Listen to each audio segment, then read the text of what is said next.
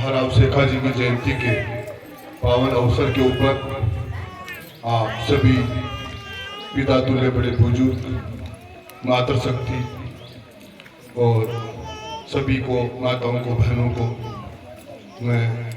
आज तहे दिल से शुभकामनाएं देता हूं और विजयदशमी के पावन अवसर के ऊपर आप सबका दर्शन करने का जो मुझे सौभाग्य मिला है, इसके लिए मैं हमारे दादू भाई उपकार सिंह जी को धन्यवाद दूंगा कि उन्होंने मुझे कल फोन करके आमंत्रित किया और यहाँ पर उपस्थित ठाकुर साहब वीरेंद्र प्रताप सिंह जी जो हमारे 45 के ताजमी हैं और राजस्थान की विधानसभा में बहुत ही आदर्श विधायक रहे हैं, और उनके साथ साथ में यहाँ गुरुदेव विराजमान हैं, बड़े बुजुर्ग हैं, जितने भी आसपास के तमाम गांवों से पधारे हुए, और रूप सिंह जी के साथ कोटड़ी के साथ साथ भगवत सिंह जी, किशोर सिंह जी की जो पाने से, उसके साथ साथ में जितने भी आसपास से धमोरा है, बड़ा गांव है, सावश्री है, और जितने भी गांवों से मैं सब नाम नहीं ले पाऊंगा, क्षमा चाहता हूं। और साथ में जितने भी यहाँ पर उपस्थित हैं युवा साथी हैं, उन सभी से मैं यही कहूंगा कि राव शेखा जी के बारे में आपको विस्तार से मेरे से पूर्व कृष्णा भाई साहब ने भी बताया, और यहाँ पर जो ये आप सबके बीच बीच में उद्बोधन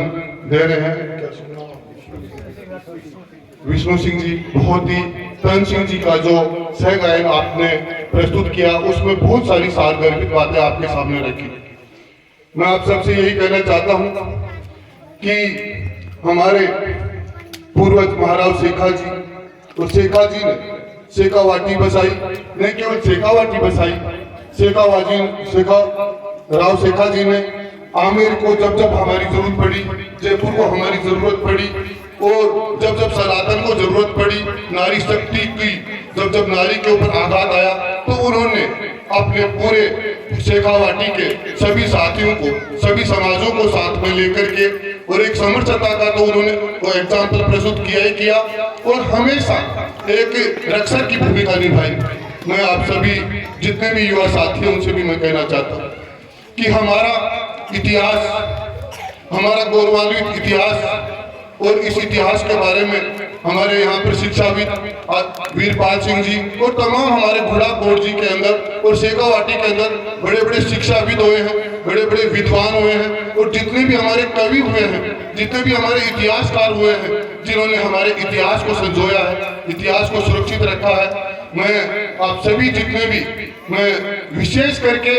नई प्रतिभा को तो आप सम्मानित कर रहे हैं, लेकिन इसके साथ साथ जो बड़े हैं, जो हमारे महान योद्धाओं ने जितनी भी लड़ाइयाँ लड़ी है, उन्होंने 50 के बाद 60 के बाद ही लड़ाइयाँ लड़ी है। तो आप ये नहीं सोचे, महाभारत के तमाम हमारे जितने भी योद्धा थे वो सारे 50 से ऊपर के ही थे, एक अभिमन्यु ही थे जो 25 के थे, बाकी सभी 50 से ऊपर के थे। तो आप ये नहीं सोचे कि आपका समय निकल गया है, आपका समय, आपकी समय समय पर परीक्षा लेता रहेगा। हमारे तमाम, हमारे जो वेद हैं, हमारे शास्त्र हैं, वो हमारी वंशावली है, हम लोगों की उत्पत्ति परमात्मा से हुई है। आप देख सकते हैं कि हम जय गोपीनाथ जी की बोलते हैं, हम हमारे ही वंशज में, हम इस बात के लिए हम सौभाग्यशाली हैं कि हमारे सूर्य वंश के अंदर त्रेता में भगवान राम ने यहाँ पर अवतार लिया, और उसके बावजूद भी एक लंबा अंतराल के बाद लोग भूल गए, लोग अपने पूर्वजों को भूल गए, लोगों ने, हम ये भी भूल गए कि हम परमात्मा की संतान है, हम ये भी भूल गए कि क्षत्रिय के गुण क्या होते हैं, क्षत्रिय का आदर्श क्या होता है, क्षत्रिय की परंपरा क्या होती है, क्षत्रिय के बिना सारा समाज अधूरा है, क्षत्रिय के बिना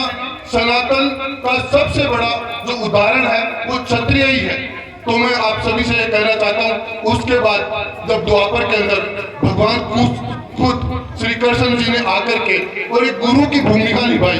हमको गीता दिया, हमको गीता का ज्ञान दिया, वो साक्षात भगवान है, लेकिन हमने उनकी तरफ भी पीठ कर ली। हमने गोपीनाथ जी के जितने भी मंदिर हैं आपने देखा होगा, शेखावटी के जितने भी हमारे गांव हैं उन गांव में गोपीनाथ जी का सबसे ऊंचा, सबसे सर्वश्रेष्ठ और सबसे हमारी जो धरोहर है वो गोपीनाथ जी का मंदिर है। लेकिन गोपीनाथ जी के जो मंदिर के जो पुजारी हैं, आज उनकी दशा के बारे में हमने विचार किया। हमने हमेशा नई पीढ़ी को भी निश्चित रूप से ये संस्कार जो हमारे गांव आज जिंदा है, इन गांवों के ऊपर गोपीनाथ जी की कृपा है, जो खुद परमपिता परमेश्वर है, वो खुद ने आकर के हमको जगाया, हमको दिशा दी। अर्जुन भी भटक गए थे, अर्जुन को भी रास्ता दिखाया, इस समाज को रास्ता दिखाया। तो निश्चित रूप से आज पूरी दुनिया, पूरी धरती के ऊपर आज गोपीनाथ जी के, आज कृष्ण जी के बारे में, आज गोविंद के जो गीत गाए जा रहे हैं, और इनके गीत और इनकी जो गीता है, इनकी जो भागवत है, ये जो रामायण है, ये खुद साक्षात परमात्मा है। और इसको समझना पड़ेगा हमारी जो नई पीढ़ी है, हमारे जो नए युवा साथी हैं। और मैं आपसे, विष्णु सिंह जी से और सभी से ये कहना चाहूंगा, निश्चित रूप से जो इंटेलिजेंट है, लेकिन इंटेलिजेंट वो ही नहीं है जो 90% से ऊपर आ रहे हैं। उनके साथ साथ हमारे दूसरे अन्य साथी, अन्य बच्चे जो स्पोर्ट्स में आते हैं, जो खेल में भी अग्रणी है, उनका भी सम्मान होना चाहिए। उसके साथ साथ अन्य गतिविधियों में भी हमारे बहुत सारे बच्चे हैं, चाहे वो शिक्षा जगत के अंदर, चाहे वो राजनीतिक जगत के अंदर, चाहे वो सामाजिक जगत के अंदर, चाहे वो किसी भी क्षेत्र में जिन्होंने अग्रणी भूमिका निभाई है, उनका भी सम्मान होना चाहिए। तो मैं आज इस अवसर के ऊपर जितनी भी यहाँ पर विभूतियां बैठी है, जितने भी यहाँ पे बड़े बुजुर्ग बैठे हैं, माताएं बहनें बैठी है, ये तलवार आपके सामने जो प्रस्तुत की जा रही थी, इस तलवार का मतलब समझते हैं। हमारे समाज ने, हमारे क्षत्रियों ने, करोड़ों महिलाओं ने यहाँ पर जोहर दिया, और जोहर देकर के अपने आप को अग्नि स्नान करके और इस देश के सनातन को बचाने का काम किया, मान सम्मान को बचाने का काम किया। मैं आप सभी से ये कहना चाहता हूँ कि हमारे समाज के बारे में, सनातन के बारे में, भगवान के बारे में बहुत सारे लोग हल्के में हल्की बात कर जाते हैं। तो हमको ये संकल्प लेना पड़ेगा,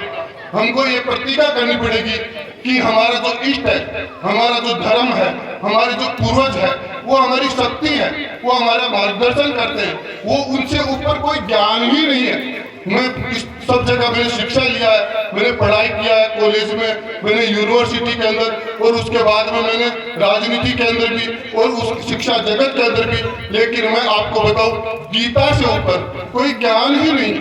गीता स्वयं श्री भगवान ने आपको बताया है, और गीता को खास समझने के लिए जो लेवल चाहिए, जो हमारा जो स्तर चाहिए, वो स्तर हम लोग नहीं बना पाए, उसको मेंटेन नहीं कर पाए। और उसको मेंटेन करने के लिए हमारा आचार व्यवहार, हमारा विचार शुद्ध होना चाहिए। निश्चित रूप से तन सिंह जी का जो क्षत्रिय संघ है, उस संघ ने चाहे महिलाओं के क्षेत्र में, चाहे नौजवानों के क्षेत्र में, जो समाज को एकजुट करने का काम किया, समाज को जगाने का काम किया, और उसकी मिसाल, उनके अनुशासन की मिसाल, उनके उद्बोधन की मिसाल, उनके जो त्याग और बलिदान की मिसाल आज पूरे राजस्थान में नहीं, पूरे देश में नहीं, पूरी दुनिया के अंदर दी जाती है। इसीलिए मैं आप सबसे कहना चाहता हूँ, और आप लोगों को, हम सबसे पहले हमारी जड़ें कहाँ हैं, हमारा ओरिजिन कहाँ है। बूढ़ा हमारी जड़ है, बूढ़ा हमारा ओरिजिन है। हम उदयपुर वाटी से, हमारे जो झुंझार सिंह जी आए और हमारे यहाँ पर बूढ़ा को बसाया, और जो जिस नींव, जिस गढ़ी के अंदर बूढ़ा की नींव लगी, वो जो नींव है, वो जड़ है, उस जड़ को हमने अगर भूल जाएंगे तो हमारा पेड़ सूख जाएगा। इसलिए मैं धन्यवाद देना चाहता हूँ माननीय वीरेंद्र प्रताप सिंह ठाकुर साहब को। और ठाकुर साहब ने, मैंने विधानसभा में देखा, मैंने राजनीति में देखा, ठाकुर साहब ने हमेशा हमारा यहाँ का आदर्श प्रस्तुत किया। इन्होंने हमेशा संस्कारों को, जो लोगों को बताया कि हमारे घुड़ा के गौड़ जी के ये संस्कार है, और निश्चित रूप से घुड़ा गौड़ जी को शेखावाटी में नहीं, पूरे राजस्थान में जाना जाता है। घुड़ा यहाँ के हमारे चाहे फौज के क्षेत्र में हो, हर एक क्षेत्र के अंदर शेखावाटी में, देश में, प्रदेश में नाम रोशन किया है। और मैं विशेष करके युवाओं से, बच्चों से कहना चाहता हूँ कि अभी वो भाई साहब बोल के गए थे, हमारे अंदर जो आध्यात्मिक है, जो हमारे संस्कार है, जो सनातन है, जो हिंदू है, हिंदू बचेगा तो देश बचेगा, देश बचेगा तो दुनिया बचेगी। आज